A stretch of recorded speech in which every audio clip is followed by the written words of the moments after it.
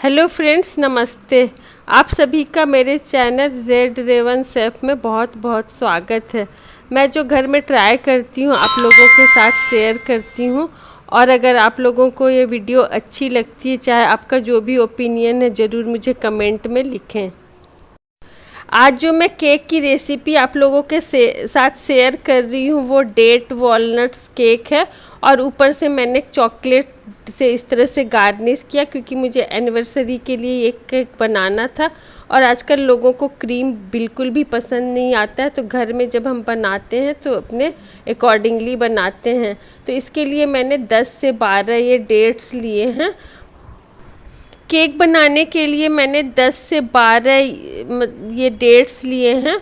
और सारे डेट्स को मैं चेक कर रही हूँ, कुछ में सीड है कुछ में नहीं है, तो सीड बिल्कुल निकाल के अलग कर लेना है।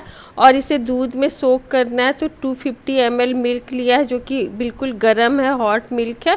इसे सोक करके रख दिया। थोड़ा दूध मैंने बचा लिया है, क्योंकि एक साथ ज़्यादा दूध में ना ग्राइंड नहीं होगा अच्छे से, इसलिए। और अब ये केक टीन जो है, क्रिसमस केक आया था इसमें गिफ्ट में, वही टीन है। और इसको मैंने अच्छे से स्प्रेड कर लिया, ऑयल लगा लिया इसमें। और अब बटर पेपर इसमें डाल करके इसमें भी ऑयल लगा लूँगी, ताकि ये अच्छे से केक बाहर आ जाएगा। और अब इसे साइड में रख दिया। डेट्स सोक हो गए थोड़ी देर में, 5 मिनट लगे।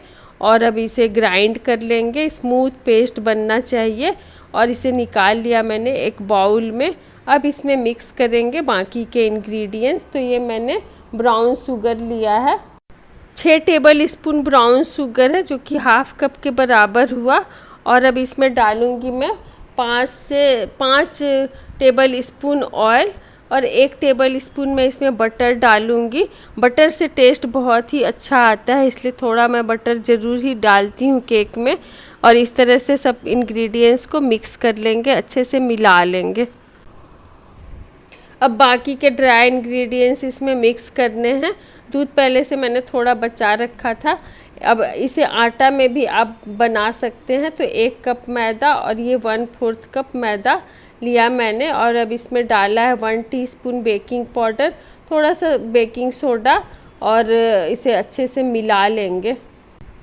अच्छे से मिक्स करने के बाद ये डो की तरह थोड़ा टाइट लगा मुझे, तो बाकी जो बचे दूध थे नॉर्मल हो गया वो। अब उसको मिक्स करके इसे अच्छे से फेंट लेंगे। केक का बैटर हम जितना भी लाइट रखेंगे, केक उतना ही फ्लफ़ी बनेगा। तो खूब अच्छी तरह से मैंने इसे फेंट लिया हाथ से।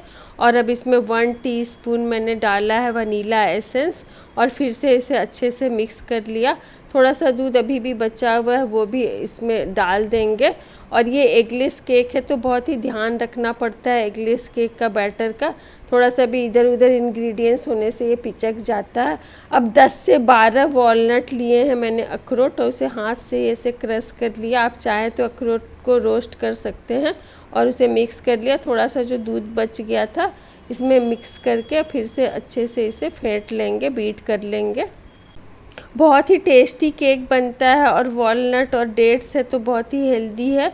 इसमें मैंने ब्राउन शुगर ऐड किया है, चीनी नहीं डाला है। आप चाहें तो चीनी भी डाल सकते हैं, लेकिन ब्राउन शुगर के साथ इसका कलर और टेस्ट बिल्कुल भी अलग आया। अब केक टीन में इसे मैंने डाल दिया।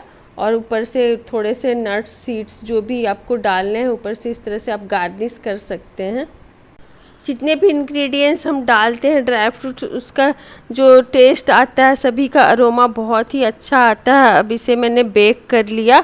2 केक मैंने लगाए, एक चॉकलेट केक है, उसकी भी रेसिपी आप लोगों के साथ शेयर करूंगी। अभी तो मैं ये वॉलनट डेट्स केक की रेसिपी शेयर कर रही हूँ। देखिए केक कितना ही अच्छा बना है, बहुत ही मतलब आसानी से ये टिन से बाहर निकल गया। और इसलिए मैंने बटर पेपर डाला था और उसको भी ग्रीस किया था अच्छे से ऑयल से। अब धीरे से इसे निकाल लेंगे। केक जब थोड़ा ठंडा हो जाए तभी डिमोल्ड करते हैं। और इसे जाली वाले पर, मतलब कि जो भी स्टैंड है, इस पर निकालने से केक सॉगी नहीं होता है। तो इस तरह से देखिए केक कितना अच्छा लग रहा है, बहुत ही परफेक्ट केक बना। और टेस्ट भी बहुत ही अच्छा था इसका। अब मैंने हाफ कप डार्क चॉकलेट लिया है ऊपर से इसे गार्निश करने के लिए। और 1 टेबल स्पून मैंने बटर लिया है।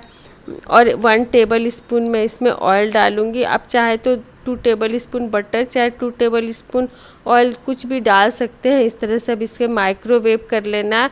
पहले 30 सेकेंड करेंगे, फिर और 30 सेकेंड करेंगे। देखिए चॉकलेट पिघल गया, लेकिन अभी ये मतलब थोड़ा थोड़ा क्रडल हो रहा है, तो इसे मिक्स करते जाएंगे। बाउल गर्म है तो ये बढ़िया से अच्छे से मिक्स होके स्मूथ हो जाएगा। शुरू में लगेगा आपको कि ये कैसा हो गया, लेकिन आप चाहें तो इसे डबल बॉयलर मेथड से भी आप कर सकते हैं, लेकिन मैंने माइक्रोवेव में इसे किया और धीरे धीरे मिलाते मिलाते बिल्कुल स्मूथ हो गया ये। अब इसमें थोड़े से मैंने वॉलनट डाल दिए और अब केक को इस तरह से मैंने जाली पर रखा, और जब इस तरह की कंसिस्टेंसी हो जाएगी आपकी, तब आप इसे केक के ऊपर पोर कर दें और चारों तरफ से धीरे धीरे इस तरह से फैलाते जाएं।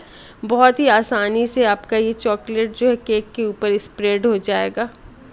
अगर आपको क्रीम नहीं खाना है बिल्कुल भी, तो आप ये केक इस तरह से ज़रूर ट्राई करें, बहुत ही टेस्टी लगता है।